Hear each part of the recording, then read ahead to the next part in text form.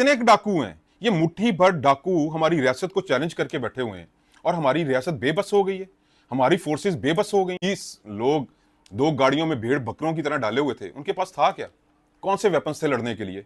इसकी भी तफ्तीश की जाए, इसका भी सारा कुछ किया जाए। एक डीपीओ को हटा देने से अब यही होगा ना, ज्यादा ज्यादा डीपीओ को हटा दो जी, कोई और लगा दिया। बिस्मिल्लाहिर्रहमानिर्रहीम। तमाम दोस्तों को अस्सलाम वालेकुम। दोस्तों, आज बड़े दुखी दिल के साथ आप लोगों के सामने हाजिर हुआ हूँ। कल का जो एक सानिया हुआ है माचखे का, जिसमें हमारे 12 जवान शहीद हुए हैं, 6 से 7 ज़ख्मी हैं, अभी एक लापता भी है। उसने हिला के रख दिया है, पूरे पाकिस्तान को हिला के रख दिया है। लेकिन हम क्योंकि इस इलाके के बासी हैं, हम यहाँ पे रहने वाले हैं, हम कोई 15-20 साल से ये कच्चे का ड्रामा देख रहे हैं। इस कच्चे के ड्रामे ने हमारे सैकड़ों जवान शहीद कर दिए हैं। हमारे कंधे ये लाशें उठा उठा के थक गए। ये कच्चा है क्या? ये कच्चा कोई राजस्थान इंडिया में मौजूद है? ये कच्चा जो है कोई काबल का कोई इलाका है अफ़गानिस्तान का? ये कोई तेहरान या ईरान के अंदर ये है? ये पंजाब में है ना कच्चा, पाकिस्तान में है ना कच्चा। ये कितना बड़ा इलाका है जो हमसे अब तक ये कवर नहीं हो सका। कितनी माओं के लाल हमने अभी और देने इस कच्चे ऑपरेशन के नाम पे, कितने और सहारे हमने छीनने हैं बुजुर्ग बापों के इस कच्चे के नाम पे। कल का जो वाकया हुआ, पहले तो उस पर टोटली हम लोगों को गलत बयानी की गई कि गाड़ियां कीचड़ में फंसी और उसके बाद रॉकेट लॉन्चर से हमला हुआ। कोई कीचड़ में गाड़ियां नहीं फंसी, कोई रॉकेट लॉन्चर से हमले नहीं हुए। वो 20 जवान जो आ रहे थे वापस, 2 गाड़ियों में 20 जवानों को भेड़ बकरों की तरह अंदर उनको डाला हुआ था।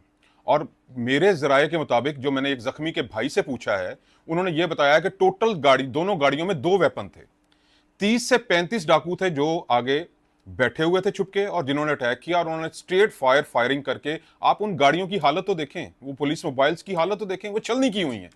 तो पहले तो ये गलत बयानी हमारे साथ करते रह गए कि जी कीचड़ में गाड़ियां फंसी हुई थी, जी उन्होंने रॉकेट से हमला किया। कोई रॉकेट से हमला नहीं हुआ। ये कुछ छोटा वाकया नहीं हुआ, ये कुछ छोटा सानिया नहीं है।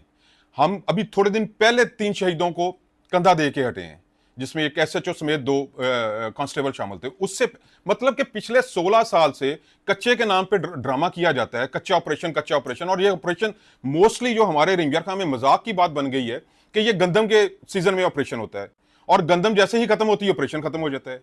ये कितने डाकू हैं? ये मुट्ठी भर डाकू हमारी रियासत को चैलेंज करके बैठे हुए हैं और हमारी रियासत बेबस हो गई है, हमारी फोर्सेस बेबस हो गई हैं। हमारे आईजी साहब बैठ के उधर कोई भी शहीद होता है तो हम इनको जी कैफे किरदार तक पहुंचाएंगे। किसको अब तक कैफे किरदार तक पहुंचाया गया है? ये मतलब कि समझ से बालातर है कि एक एरिया है, उसमें कुछ डाकू हैं, और डाकुओं की अगर आप हालत देखें ना, मैं तो जितने भी डाकू देखता हूं उनके पैरों में जूता भी नहीं होता, और उनके पास इतना जदीद असला आता कहां से? हमारी एजेंसीज दुनिया की काबिल तरीन एजेंसीज हैं, उनको बाकी तो हर मूवमेंट का पता है, हर चीज का पता है। उन्होंने ऑडियो वीडियो कैसे लोगों की बनानी है उनको यह भी पता है। लेकिन उनको यह नहीं पता चलता कि एंटी एयरक्राफ्ट गन्स कहां से आ रही हैं कच्चे में। उनको यह नहीं पता चलता रॉकेट लॉन्चर्स कहां से आ रहे हैं कच्चे में। उनको यह नहीं पता चलता कि ये जो ग्रेनेड्स हैं और इतना जो ऑटोमेटिक असला है, वेपन है, वो कहां से आ रहा है कच्चे में। मतलब कब तक हम ये लाशें उठाएंगे? कब तक हम इसी तरह रोने रोते रहेंगे? बस हो गई है लोगों की। 9 लाशें, 9 जवान रहीमजर खां के थे इन 12 में से, जिसमें से 3 मिनोरिटी के भी थे। एक डीजी खां, एक मुल्तान और एक मुजफ्फरगढ़ का था। अभी एक अहमद के नाम से जो लड़का है वो मिसिंग है, अभी तक उसका नहीं पता, उसका घर वालों से कोई राब्ता नहीं है, किसी से कोई राब्ता नहीं है। तो ये जो अब बंदा किससे अपील करता है? मेरी अपील मैं आप लोगों से इसलिए कर रहा हूं, दोस्तों से इसलिए कर रहा हूं कि हम लोग एक दूसरे की आवाज बन सकते हैं, हम ये आवाज उठा सकते हैं। अल्लाह पाक ने हमें इतनी हिम्मत, इतनी ताकत दी है कि हम आवाज होकर खड़े हों तो शायद कोई नतीजा निकल जाए। बाकी इन गवर्नमेंटों से आपने तवक्को रखनी है। मैं सियासी बात बिल्कुल नहीं करना चाह रहा। ये फॉर्म 47 वाली सीएम और फॉर्म 47 वाला पीएम कुछ नहीं कर सकता, क्योंकि इनके पास, हुकूमत के पास है ही कुछ नहीं। इनको तो ऑर्डर कहीं और से मांगने पड़ते हैं। और फिर हमारी अपील कहां जाती है? 2 चीफों के पास। एक चीफ जस्टिस ऑफ पाकिस्तान रह जाता है और एक रह जाता है चीफ ऑफ आर्मी स्टाफ। तो मेरी गुजारिश है चीफ ऑफ आर्मी स्टाफ से, मैं उनसे गुजारिश कर सकता हूं। मैं ये जो आईजी साहब है, इनसे तो कोई गुजारिश नहीं कर सकता, क्योंकि ये अवाम की खिदमत कम कर रहे हैं। जाती उमरा के आईजी ज्यादा बने हुए हैं, ये वहां के जाती मुलाजम ज्यादा बने हुए हैं, इनको प्रोटोकॉल देने से ही फुर्सत नहीं है।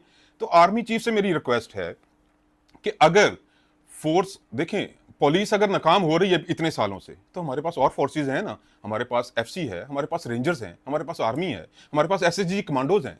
मतलब एक तरफ तो हम हर दफा तकरीब में खड़े हो कहते हैं कि पाकिस्तान महफूज हाथों में है, पाकिस्तान में कोई नो गो एरिया नहीं। तो ये क्या है?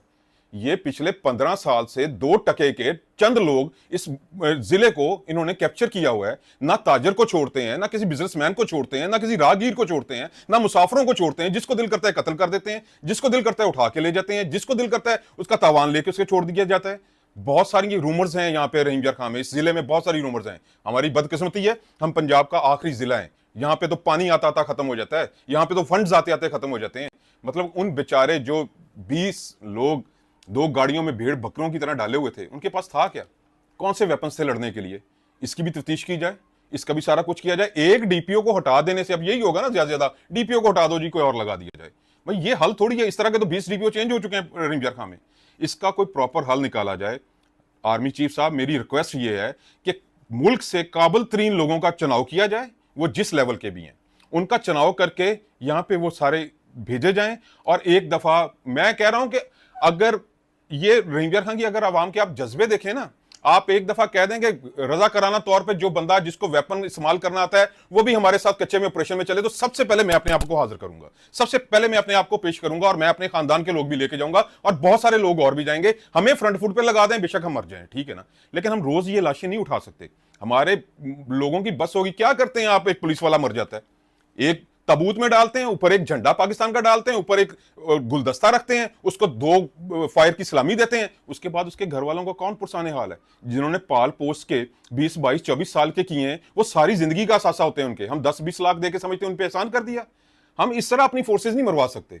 ये कोई तरीका नहीं है। शहादत की मौत हर बंदा मांगता है, अल्लाह पाक मुझे भी दे और आप सबको भी दे शहादत की मौत, लेकिन ये शहादत की मौत ऐसे नहीं कि किसी को बेसरो सामान आप छोड़ दें, किसी को पूछा ना जाए। वो पीसी मुलाजम बेचारे जो 22-22, 24-24 साल के हैं, मुझे ये बताएं कि इतना ये हार्ड इशू है कच्चे का, वहां पे भेजे कौन जाते हैं? पीसी के मुलाजम।